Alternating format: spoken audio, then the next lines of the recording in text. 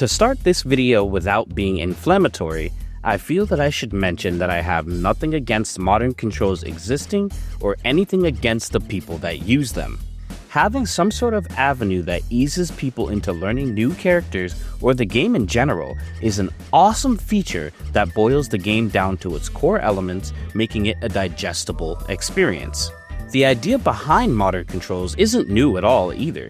I had Marvel vs. Capcom 3 on my PS Vita as a kid, which was very hard to control on a handheld device, so I used the simple mode to help me learn and understand the game's mechanics. This was the first fighting game to really take me for a ride in terms of not just understanding a character's inputs and moves. I truly engaged with the mechanics as well, and a big reason that happened was because of its simple mode. For those who don't know, this mode is somewhat similar to Street Fighter VI's modern control scheme. It limits a character's moveset, oftentimes removing some normals for the sake of adding auto combos. The trade-off, however, is much different than modern. In simple, you lose access to throws, you only get a few special moves, and all of your combos start with light attacks, lowering your overall damage. For Street Fighter VI, you still have access to heavy combos and pretty much all of your special moves, with the only other restriction being extra scaling applied to specials executed with modern inputs.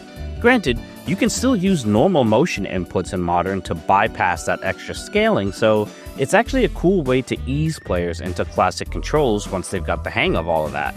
This is where I start to take some sort of an issue. Simply put, modern isn't supposed to be a gateway to classic. It's also by no means a quote-unquote simple control scheme.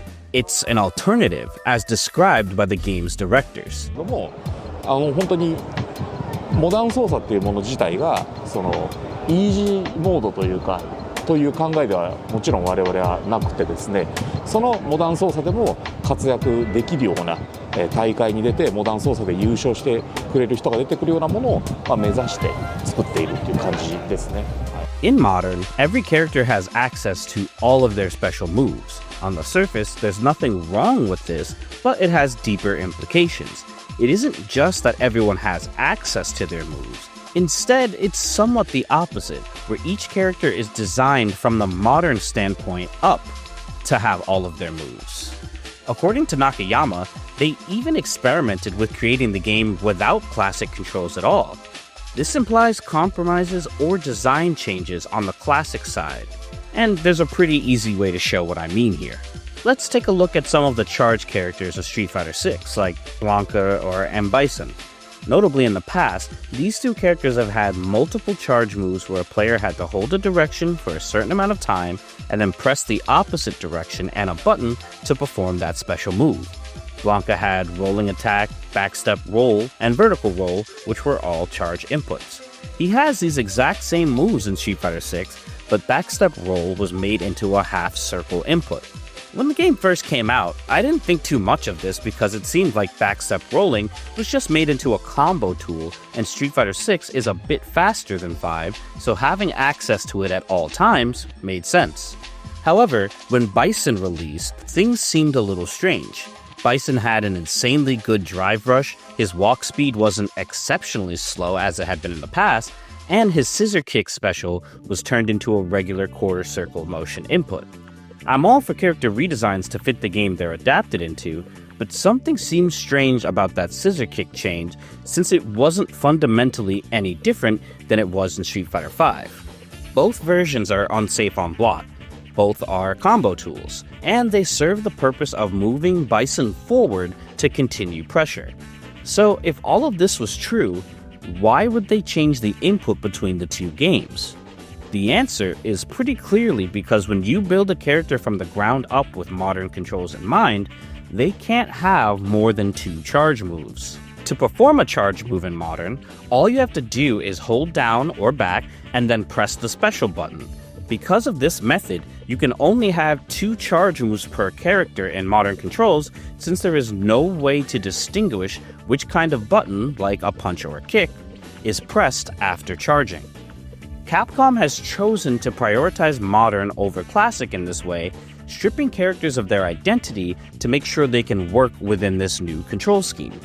A big reason Bison used to be slow to advance was because he needed to rely on his specials and normals, like Scissor Kicks and Shadow Rise, or even his forward heavy punch, to move around the stage and engage in neutral.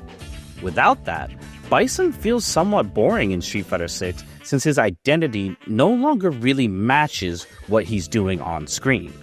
Another example of Capcom making this compromise goes back to Blanca and another charge character, E Honda.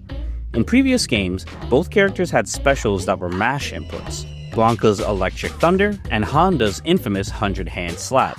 To perform these moves, you had to press a punch button between 4 and 5 times depending on the game. Of course, this meant at low levels, people could just mash a single button and hope to win a game or two. But at high levels, I swear there was nothing more satisfying than learning how to properly use these specials. For Blanca, it was great because it was his best special for close-range pressure as it gave him big plus frames. 100-hand slap was a similar case but with lots more depth. To properly use 100-hand slap, you had to have the 4th mash button be a certain strength to perform the correct version. Not only that, you could Kara cancel from his sumo stomp into the hands to force early proximity guard and boost the effective range of his best pressure tool. This Kara cancel took me dozens of hours to be able to perform in a match effectively, which made me fall even deeper in love with the character. This was a skill that only mattered for this one guy, and nobody else had something even remotely like it.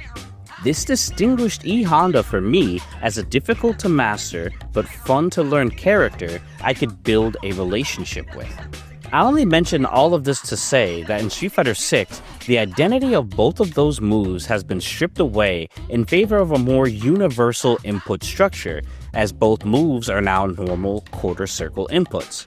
There's no longer anything special about the relationship between a character and their inputs that could draw you in to what is simply the experience of playing a character. The synergy between what your hands were doing on one end of the screen and what the character would do on the other isn't unique anymore since the same skills transfer to almost every other character in the game. To further illustrate this point, all you need to do is look up the special ways people used to mash inputs when they were more difficult in Street Fighter 4. The trick to this is after the crouch short, when you piano backwards from fierce to jab, what you want to do is input it slow enough that you don't cancel the crouch short into the fierce, but fast enough that the jab is the only input that comes out. Or you can point to how doing an air special instantly is referred to as a TK shortcut, which was named after Sagat's Tiger Knee Crush way back from Street Fighter 2. Modern controls as an idea are totally fine, but I don't understand why they need to impede on the game built around classic controls as well, especially when it hurts the experience that so many players are looking for. Once again, I don't hate modern controls and I think they're fantastic. I just also think other games have implemented similar designs without taking away from their other more traditional aspects. Grand Blue Fantasy is a fantastic example, as the original game had a cooldown system that applied to its simple inputs more harshly than it did to the classic, which incentivized learning both and how to balance them in different situations. And to look at it more broadly, Dragon Ball FighterZ has a really interesting simple input system with its auto combos. Some combos have certain properties that only appear when they're done in auto combo, even though you can technically input the combo for yourself. For new players, using auto combos is totally fine as they do pretty decent damage and help you ease into more diverse combos pretty well. Some optimal conversions make use of auto combos too, meaning they even have use in high-level play. There's plenty of other recent examples of games adding simple inputs or just simplifying themselves in ways to flatten out the learning curve, but very few seem to have completely gutted characters' identities in the way that modern controls of Street Fighter 6 have. I truly do enjoy Street Fighter 6, but after returning to Street Fighter 5 and 4 and playing characters like Cody, who use negative edge for his specials, or Bison, who has 3 charge moves, I kinda worry for the long-term game feel of Street Fighter 6. Because of Modern, we're missing characters who use negative edge, characters with more than 2 charge moves. There's no mash, no charge anti-airs, none of that. Everyone's move list will continue to look and feel the same, And that's not even to say that all of these inputs are objectively good. Some are clunky, some don't work with the moves that they execute, and some just aren't fun. But without trying, we'd never know what feels intuitive. We'd never get that truly satisfying relationship between a character and how they make your hands move. It's all just gonna start to melt into itself. On a lighter note, it's cool to see that Viper is returning since her feint cancels are some of the most unique things we've seen in Street Fighter's history. Removing that completely changes the identity of the character and might disappoint the fans who are looking forward to something new. Street Fighter 6 has the opportunity to really wow me with this character, and I'm hoping for the best. The game does a good job of diversifying characters' game plans, but the gameplay itself can feel repetitive when the system mechanics can drive so much of the decision making, and every character uses the same 3 motion inputs. Street Fighter 6 is missing more than just adding characters to the roster. It's running out of room to do truly creative things to improve the experience because it has stuck itself in a box with modern controls with no room for compromise. It might be too late to save the characters I love, but here's hoping the future brings us something truly special. That's all I've got for now. Thanks for watching. I'll see you in the next one.